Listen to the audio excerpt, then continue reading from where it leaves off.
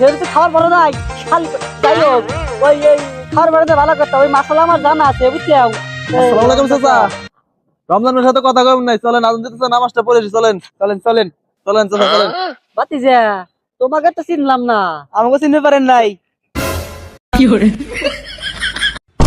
ও চিনছি এবার। তাই এখন কিসের নামাজ পড়ে যাবে? কে জোহরের নামাজ?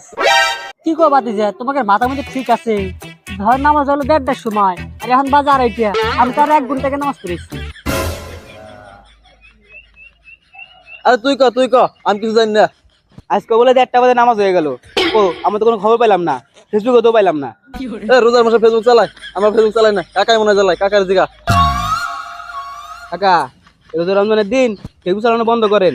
রোজার আগে বহুত জ্ঞান দিছেন, টালটু বাল্টু করলে হবেন না। চলেন নামাজ পড়তে, নামাজ পড়ে আমি নামাজ পড়েছি তো।